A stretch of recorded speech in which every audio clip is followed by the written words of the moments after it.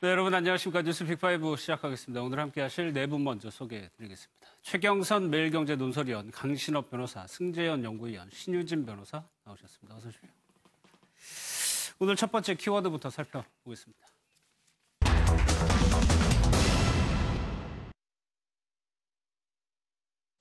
제가 이제 좀 걱정스러운 거는 본인이 건강이 좀 안 좋다는 걸 호소하기 때문에 인권도 조금 고려되면 좋겠다는 것이 이제 입에 담기 어려운 매우 충격적인 말들을 했습니다. 뭐 삼족을 멸한다는 조선시대에나 있을 법한 그런 말을 했고. 선생님 어떻게 해서요? 저 국민을 상대로 돼서 민주주의가 뭘 알아서 민주주의를 당장에 나가서 민주주의 이것도 조금만 내리세요.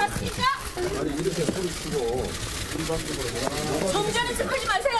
특검 자체가 위헌 법률에 의한 검찰 기구여서 그 태생상 불가피한 결과였다는 판단에 이르게 됐습니다. 방금 전에 피고인 최서원에 대해서 가혹할 정도의 중형이 선고됐습니다. 할 말이 없는 정도 이렇게 되었습니다.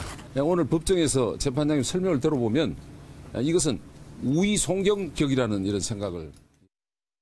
최순실 국정농단 사건에서 최순실 씨의 입장을 대변했던 변호인 이경재 변호사가 사임을 했는데 그동안에 좀 논란이 많은 발언들을 하기도 했었습니다.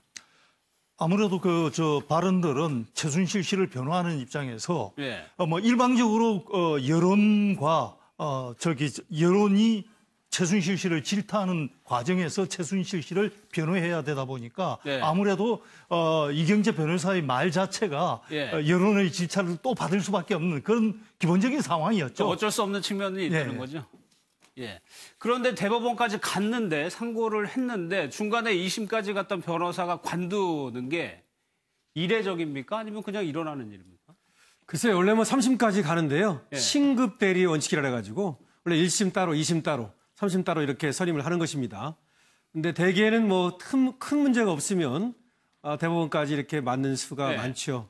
지금은 이 사건에 대해서는 이제 본인이 얘기하기를 대법원에서는 그렇게 변호할 것이 많지 않다라는 얘기를 했고요. 예. 그거보다도 2년 동안 하면서 상당 부분 어떤 지친 것도 토로를 하고 있습니다. 그래서 아마 둘이 상의를 한 것 같고요. 예. 어쩌면 이경재 변호사가 얘기는 안 했습니다만은 최순실 씨 측에서도 한번 변호사를 바꿔보고 싶은 생각이 있었을 가능성이 있습니다. 네. 그래서 아마 상호 협의하에 2심까지만 대리하기로 이렇게 한 것으로 보입니다. 그러니까 이유는 지쳤다라고 얘기하지만 그 이유의 원인이 의뢰인 쪽일 수도 있고 변호인 쪽일 수도 두 가지 다 가능성이 그렇죠. 있는 거거든요. 일단은 이경재 변호사는 최순실 씨하고 정유라 씨를 한 2년 동안 지금 변호해 왔지 않습니까? 예. 그 과정에서 최순실 씨를 변호하는데 또 여론으로부터 많은 지금 보다시피 그랬죠. 또 질타도 받았고. 근데 저는 이렇게 생각합니다. 같은 제 법조인으로서 변호사로서 이경재 변호사는 참 열심히 최선을 다했다. 그 결과와 상관없이 말이죠. 그런 생각은 드는데요. 그래서 자기의 소임은 여기까지가 아니냐 이렇게 생각한 것으로 보입니다. 예. 신 변호사님, 이경재 변호사가 어쩔 수 없는 측면이겠지만 최순실 씨의 이익을 대변해야 되는 건가?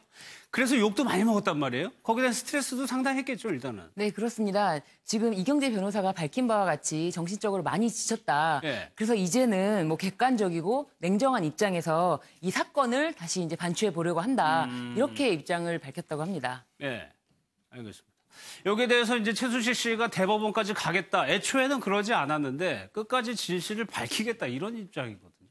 일단 이번 국정농단 사건에서 새로운 법 해석이라든지 새로운 판례가 만들어져야 될 게 상당히 있습니다. 예. 그러다 보니까 박근혜 전 대통령 입장에서 본다면 사실은 그 대법원을 상고할 어떤 실익이 없습니다.